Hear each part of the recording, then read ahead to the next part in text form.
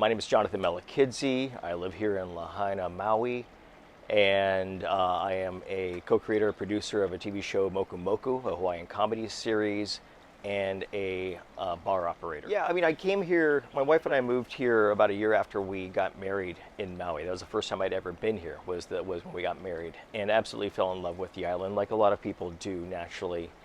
But we knew we wanted to have kind of a good, fun start to our marriage, and we decided a year later, let's go spend a couple of years in Maui and just enjoy things before we have kids and get serious jobs and all of that. And so we made that leap. And 23 years later, we're still here. We got the kids, never got the serious jobs. But Maui's kind of a funny place because you realize real quickly if the island accepts you, if the people accept you, if you fit into sort of the culture of what it's like to really live in Maui. Because living in Maui isn't just picking a place to live and then transplanting there like you do. There's responsibility to living in Maui, and it's really important that I didn't realize that when we first moved here. But as I got to know a lot of people who grew up here and their families have been here for generations, I saw that there's a lot more responsibility to being a part of the community than just living. For me, the easiest example is I grew up in a nice, small, little suburban area of LA, and it was above our means, but it was one of those neighborhoods where everybody knew each other. And as I got older, as some people moved, sold their houses, families moved on, new families moved in, the more new families moved in, the fewer people we knew. And it became very disconnected within my own community, which was a very small little canyon community, which is an ideal place to grow up at first. When I moved out here and we started to get to meet a lot of the people who've lived here and they understand, again, the culture and the idea of living in Maui, it occurred to me it was much more similar to what that place I first grew up in. And so living in Maui and the community out here is really involved. When you have your immediate family and then you have your neighbors and your friends, you still call people uncle, auntie, sister, brother, cuz there's really a big connection, and it's all based in the word ohana, which is family. And when I grew up, obviously family was family. I was first generation born in the U.S., and we stuck very close together as a family. And coming out here, I really got that sense of family is more than just blood. Family is your neighbors and the people you work with and the people you show respect to. And that's something that was really eye-opening moving out here, moving from busy LA. Yeah, the day of the fire was crazy. Woke up early. I was supposed to be on set over on the other side of the island, area called Haiku, which is typically a very windy spot just in general. The day we knew there was this hurricane that was off the coast of Maui, we knew that we're going to have high winds. It was very windy here in Lahaina, which when it gets windy in Lahaina, it just feels different because it doesn't typically get like that. Lahaina is the merciless sun. It's a very hot, dry area. I didn't want to go to the other side because the winds were so high and it was scary. There was already a fire that had started up on the hillside, and actually a couple of my daughter's friends had come down and evacuated from there to come down and stay with us. This was already by 7:30 in the morning. There was just a few things on set on the day that I felt I needed to be there, and for the cast, for the crew, I felt like I needed to be there. Typically when you leave from the west side of Maui to the other sides of the Maui, you know that there's one lane going in and out, and you know that with high winds or bad weather, there's a good chance you're going to get stuck on the other side of the island. I actually brought a pillow and a change of clothes because you just know you're going to sleep on the road for a little while, right? What we didn't realize is obviously the extent of what was going to happen that day, and I actually now drastically regret the fact that I did go out because I put my job before my family, and that weighs heavy, because that we have responsibilities to our work and to our friends and to our people. Again, talking about ohana, we look at everybody the same. At the same time, when I got stuck on the other side, and when I talked to my wife, and the fire was getting worse, the winds were getting worse, roofs were blowing off of some buildings, the fire flared back up, it was coming in, smoke was getting the area. My wife was telling me this through text and through phone call, and you can tell by the speed of my conversation, but there was panic from both sides. I can tell the tone of her text, I can tell the tone of her conversation. And I knew instantly we had to try to get back to the side, myself and a couple others on the crew and cast who lived here. And we didn't get back in time. We got stopped on the highway. I did end up sleeping on the highway like I expected, but for a much worse reason than I would have thought. It was almost 3 days later. So the roads were completely shut down. From that moment on, there was no getting in. The next day or so there was getting out, but my wife and kids left on foot from Lahaina. They like a lot of people, they just tried to find any way they could get out. They felt if they got in a car, it would have been too late to get in a car. They would have been stuck on the road with the fire around them. They left on foot. They ended up getting to a evacuation center. The evacuation center got evacuated because the fire kept going. And they ended up at a friend's house, and the friends knew the power was out. They knew there was a fire. They had no idea that Lahaina was gone.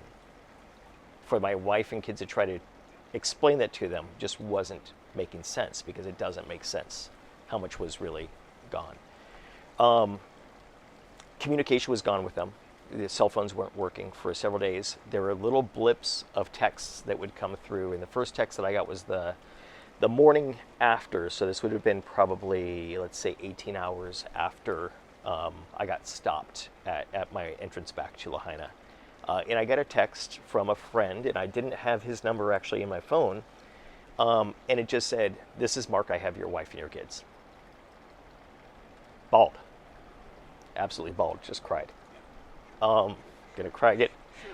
But even then, they had no way to get back to me. I had no way to get to them. We finally found out about a day and a half later that our house was still up. Our cars were still in the driveway. It took them another day to get a ride into the area to get the keys and to see if they could drive through the whole mess. It took them about a day to get a ride into town, drop them off, a couple blocks away because it was blocked off by the National Guard. They convinced the National Guard to let us go in. If you let them go in, they went in, got the keys, they were able to drive out, and then they met up with me. So yeah, about 2.5 days later, I think is really what it was. That's amazing. It's kind of funny. I feel like we've been in some form of triage ever since, and still are. We are just moved back into our house just before a year to the day that everybody evacuated.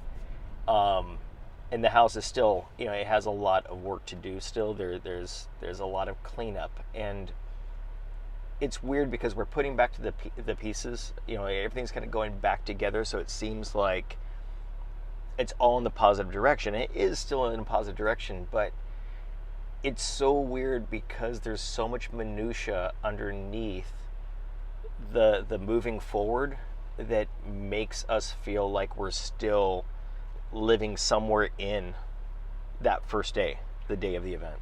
One of the examples is, and this is, I guess, the system and the way it works, but insurance never paid us the money to properly rebuild and clean our house properly. Our house was full of ash. Our house had, the fence was burned down, and we actually found a singed stuffed animal in the middle of our attic. We were right there in the fire, and it's a miracle that our house didn't burn down. But that being said, we had to basically redo the house from head to toe, and I had to stop working full time to be able to do the work on my own, since the insurance money didn't give us the money to hire people. And the crazy thing is, we're in a position that a lot of other people aren't in. We have credit cards that we can at least put stuff on for the time being, until hopefully we do get paid properly and cover our costs. there are a lot of people out here who don't even have that. There are friends of mine I know that they're living with just cleaning as best they can and hoping that their house is safe to live in. It's all of that goes through our minds, and it's part of our conversation every single day ever since the fire. And to constantly have that weight of still some forms of uncertainty in our heads, and then not to mention there are people who have it far worse than us, people who aren't going to have a home for 2 years, 5 years, who knows what. It's just I don't know, it's hard to fathom any clean resolution and a day where we can sit there and say, oh, I went through the whole day today and I didn't even think about where we're at and where we're going and what our next move is. So people in the mainland, for many other reasons, whether it's wildfires, hurricanes, tornadoes, there are natural disasters all over the place, and it's happening all over the U.S. right now still. So I know that we're not the only ones going through trauma and difficulties and a hard time. I met a gentleman who works for the EPA who was out here, and he was really, part of the recovery program and looking at what it's going to take to rebuild, how much time it's going to take to rebuild, checking the infrastructure of what's left. And I asked him, I said, what's the difference? Because you've been all around the U.S. for a bunch of different disasters. What's the biggest difference for you in Maui compared to the other locations you've been to? And he simply said, logistics. You can't drive a truck in, you can't drive a truck out. Getting the pieces and the parts to rebuild is going to take longer and cost a lot more. The time to do it is just, it's exponentially more than it is anywhere else in the U.S. And when you look at how long it's taken to, New Orleans from Katrina still has issues and problems in places that aren't rebuilt. It's like that across the place. If you can't do that on the mainland and get it rebuilt, how easy are we going to be able to rebuild Lahaina that scorched so many buildings, so many properties? I think it says something like 2,200 businesses and houses. It's a lot. I think for me, my biggest thought and idea is, I've lived here for 23 years. It's a long time. I have no input on what should happen to Lahaina. I've been here for 23 years. There are families and generations who have been here for a long time. Lahaina belongs to them, and what happens to Lahaina belongs to them, in my opinion. Obviously, there's municipalities and infrastructures and all that will go through all the proper protocol. But so far as what Lahaina looks like and what it should be, I think really needs to go back to the people from Lahaina. So I work, I tend bar as well, and I tend bar at resorts, I tend bar at a busy restaurant. I meet people who are on vacation here all the time. I've met them before, through COVID, before, after the fire, all this. The people who are responsible, the people who are visiting in a responsible way, understand that there's an emotional connection to the island that the people have here that a lot of people don't have in their own hometowns. The land of Maui is scarred from the fire, and the land to a lot of people out here is part of them personally. And I live right at the entrance of the fire. I see tourists driving right by my house every day, going up to the checkpoints, asking if they get in, trying to get pictures and videos. They stop on the highway to take videos of the burn zone. The term clout jacking came into my eardrums a while back. Don't come out here and seek out spots that you can take pictures of, videos of, and try to tell a story of a place that you're not even from just to get social media likes and clicks and clout. That's not your disaster to showcase. It's not your disaster to tell a story about. And especially if you're visiting out here and saying, oh, woe is me, Lahaina isn't here, I can't go to my favorite restaurant. Well, guess what? There are people who lost their jobs at that favorite restaurant. There are residents who can't go to their favorite restaurants as well. You on your vacation have a million other places to go check out while you're here in Maui. Go to those locations. Go to the places that are still here. Support the economy. Support the people who are working hard to still try to survive while they find homes, while they try to find an income again, while they fight with rising housing costs and a vast shortage of housing. Just be aware and be conscious of, read the room, right? Read the room. Don't pry into people's business. If you're talking to somebody and they want to bring it up, let them bring it up. That's fine. Listen. If they're bringing it up, feel free to ask inquisitive, honest questions. But don't just start asking people around, what was it like? Where were you? What did you do? If they don't want to talk about it, it's still very hard for a lot of people to talk about it. Don't ask them. I think that's kind of the main thing. Respectful tourism is tourism coming out, staying away from the areas that are still impacted. Let that area keep healing.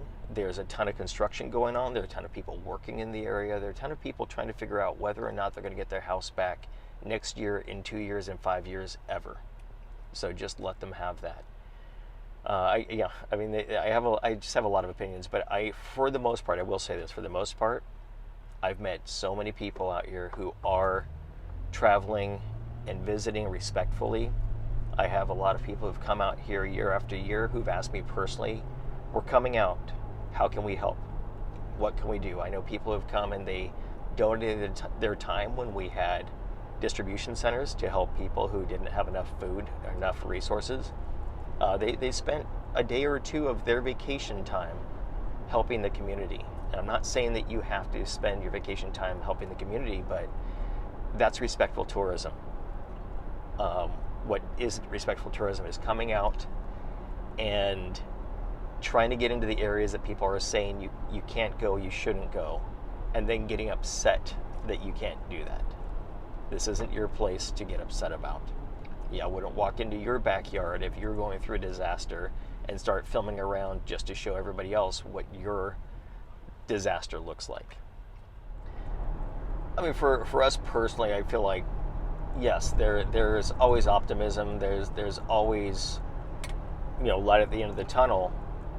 When it's going to get there, when it's going to be there, and what that's going to look like, I don't know if I know yet. Like I said, I've stopped working full time for the time being, just to get our house back together, which is, again, sort of a luxury that I have to be able to do that. At the same time, it's very tight, very hard, very stressful, and we're building up debt doing it. So the comfort zone is going to come at a time that we know that we can get back to life as usual. I mentioned earlier, I want to be able to go through a day where I get up and I go through my daily routine and I don't think about what I have to do or why I'm doing what I'm doing, in a sense of rebuilding from what happened last year. I want to look at it as, oh cool, this is what our life is like now. This is what I get to do. I think maybe that's the turn of phrase that I want to get to is I want to get to do things. I don't want to have to do things in order to put our house back together, put our lives back together, and feel comfortable. And I want that same thing for everybody else around the island. Lord.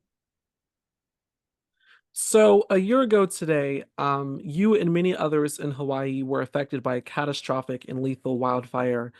How did experiencing the wildfire in Hawaii a year ago change your perspective on life and your community writ large? Wow, what a great question, Jeremiah. You know, um, I experienced a near-death experience about a year and a half before the fires happened. Mhm. And I've come up with kind of like a new motto that I might put on a t-shirt is that if everyone experienced a near-death experience at least once in their life, it would actually really make them realize what's really important in life. Mm. Um, I really, I mean, going through something like that really impresses upon you the need to be prepared. I mean, obviously, you know, you can for something like this moving forward, you know, while I continue to live here and while a lot of my local sort of like friends and family live here, there are a lot of things that we can now like put in place, like to have a go bag, to have an evacuation strategy, and sort of like all of these other things, necessary survival stuff, water and stuff that you need, like in your cars, like snacks and that kind of like thing. But one of the things that you can never be prepared for is a surprise or something that happens out of the blue. What I would say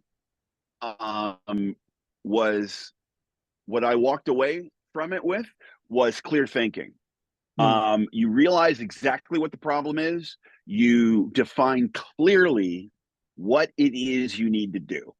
As soon as I knew that, well, as soon as I saw the fire that was literally sort of like coming up the hill, I realized that I had probably less than about 40 minutes, if even that, to get everything I needed to start my life over again, get it in my car, and be gone. Wow. And that was it. And I mean, and you know, I've got old photographs that I, you know, from like my portfolio. I mean, I've got all of these sort of like keepsakes and things like that, you know, that are these items that kind of make up my life. But you have to realize that, you know, you need to live on. You are not the things that you own. You are always going to have those memories. Get your butt in your car, get what it is you need to start over if you can, and off you go. So yeah, Mm. I definitely learned that. What have you seen around the state in terms of just recently, like day-to-day life? Like, how have things been in Hawaii since the wildfires? Have things been in, like, I guess, proactive in terms of change, or still in working progress? Still very much a work in progress. The one thing that I would say we've seen since even like before the fires happened, because Hawaii is a state where we live aloha. I mean, we when we say aloha to someone, we actually mean more than just hello or goodbye. How are you doing? You know, is there something that I can do for you? I mean, like there's a genuine concern that people have for one another that just kicked into overdrive here. Hmm. It's definitely there's definitely a work in progress. Um, the affordable housing issue has always been a problem, and the state of Hawaii has been dealing with this love hate relationship with tourism. There are a lot of people from the mainland that come and they buy homes, and that drives up the property value more than what you know, working people can afford. Hmm. Um, there has to be an answer for that, and there is a disproportion between people who have a lot of money, who can afford these like mega mansions that are here, and people who have five jobs, and you know, both, you know, parents are working themselves to the bones and don't have the money to put their kids through school. Hmm. So yeah, very much a work in progress for sure. Very much. As there are a multitude of active investigations still going on, in addition to litigation that we're seeing, a $4 billion settlement was just reached for the victims of the Maui wildfires. I remember seeing that news and initially thinking it was a really good thing in terms of the path to recovery. But Hawaii News Now did sort of like a report that although this may be good, residents are saying that this essentially could, cover up some accountability in terms of the victims' efforts to seek justice and answers. What do you make of that observation?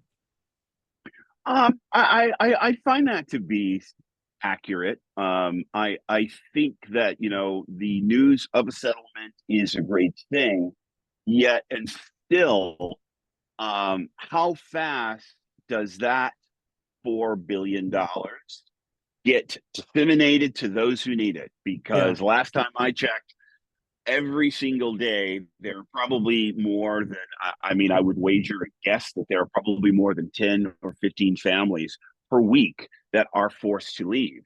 Mm. So and then after people leave, if they get like whatever that settlement is going to be, is that money enough to bring them back and then to also make them whole with a home? That would be an interesting sort of like report and investigation to kind of like get behind. um I think that the local population understand that to make Front Street whole, I mean that area of West Maui that is completely was vaporized, that's going to be probably more than about 10 years in the making to Wow. actually rebuild what was there, because that wasn't only some residences. Those were businesses that had been open for well over 35, 40 years, even longer than Mm. that, and accounted for such a large part of the state's economy. Um, I would wager a guess that, there was a statistic that came out maybe 6 months after the fires that Maui itself loses more than $16 million a day because of the loss of Front Street. So again, kind of like circling back to your original question, I would love to see how fast that money can actually go out to the people who need it, because um, FEMA and United Way and all of these other sort of like big wig kind of organizations that come in to help. They, I understand the need for paperwork, but that needs to be expedited a Yeah. lot quicker. Yeah. And that's definitely one of the reasons and the cause for frustration, especially with the fact that people are leaving their homes. There was recently a report in The Guardian about people having to move and relocate to Las Vegas because of the slow recovery efforts or not necessarily getting that money fast enough. You use the word vaporize, which is definitely very, very much on point. I wanted to ask, as someone who's on the ground and, physically looking at the layout, how does Maui look today? Yeah. Uh, I would say, I mean, like if you're talking about the West Side in particular, obviously that landscape is forever changed. Um, when I first came here back in like 2009, 2010, Maui was a lot greener.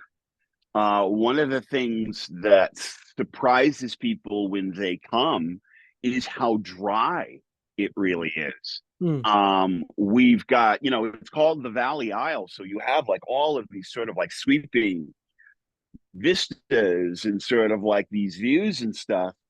Um, and if you're all the way like in Hana or something like that, it rains over in Hana pretty much like every other day. So it's very green, it's very lush. But the what would I guess you would consider maybe more of like the metropolitan kind of like area of Maui, which is where our city council seat is, where the airport is not. It's very dry. I mean, you would be surprised. I mean, I live across, I mean, I look out at like a field and like a valley, and I mean, it's blonde. It's like so dry. I could Goodness. reach out, I could, pick up some dry grass and crinkle it, and it would just spray. So, but that's global warming. That's global Hmm. warming. Yeah. And that's a much bigger problem than, there are things that we can do here. But yeah, irrigation, water rights, these are all major problems and questions that still need to be answered here on Maui. Hmm. In regards to the emergency system, one of the things that's been consistent in terms of like the reports is basically the fact that there was a failed emergency response. There was high winds from the hurricane that sort of prompted the fires to get worse, as well as other situations. Do you think, in terms of thinking about another fire, that there should be substantive reform in terms of making sure that there's a more strategic and less lethal evacuation plan next time? Because, people to be jumping in the oceans is it's honestly sad. It's true. It's true. I mean, again, it sort of like goes to that just that was a reaction to a lot of people who were in a situation where escape was not an option. Yeah. But yeah, I mean, that's a great question. That is a question that myself and my producing partners of La Lima Studios have kind of like asked ourselves, and we're currently in discussions with city council members here on Mm, Maui because we want to get proactive about it. There are some new evacuation plans that have been organized and sort of like through city council meetings and things like that. The island of Maui is starting to reach out to people to make them aware of sort of like what should something like this happen again, this is what you need to do. Um, uh, we're of the mind that we want to make sure because people are still working 3 and 4 jobs. I mean, like it's an even yeah. worse sort of like work situation now Mhm. after the fires. But how do you structure something that's simple that everybody can take in, a directed message that can just be easy to digest that will keep everybody safe and keep everybody on the same page? So one of the things that we'd like to do is we want to sort of solve the problem because we're storytellers. Mhm. So we're investigating innovative ways and effective ways in which we can create content that relays that message, that teaches all of these new things that everybody needs to know to survive should something like this happen again. Wow. That is definitely going to be, substantive and very helpful to the population. I hope Speaking so. about content, something that has brought, I guess, sort of joy and light, but also much needed laughter during this time is your show, Moku Moku. And I wanted to speak to you about this because, you are working on getting the show on other major platforms. But what kind of success has this show brought you, and what is the type of, I guess, response, feedback that you've been hearing from your fellow Hawaiians? Well, thank you so much for this question. It's great. We're extremely proud of what it is that we've done. We stand on the shoulders who live here on island who have been doing production longer than us. Who we've had the great luck and to work alongside and to observe sort of like their triumphs and some of their challenges and take those into account to do what it is we're doing. um, Moku Moku has always been a show in which we wanted to follow in the steps of All in the Family, Mm, of Maud, in which you have these engaging characters that you really love or that you come to love and learn about. mhm. And within every episode, you learn something about the people and the community in which they live. And there are some really hard truths that are here, that are easy to see, but then there are some other things that are visible, but even the local population, have some challenges really sort of like discussing. So Yeah. that's kind of like the crux of like the show is to entertain people, but then educate them as to what it is that we're going through. But uh it's a show. It's a love letter to a certain extent for people who live like in Vegas and who live in the mainland who have been forced to leave, unfortunately. And it's also a gift sort of back to our Ohana and our community that live here, who still continue to live here despite the challenges. And it's just a lot of fun. I mean, imagine I've tried to describe it as, imagine being friends with like the coolest kids in school, the funniest kids in school, and you get to show up and you get to make a television show. Wow. And we're probably, I mean, and it's still, I wake up and I work hard every single day, and it's not just me. It's a team of us that continue to work every single day at this. But we're probably maybe like 2 years ahead of where we thought we would be.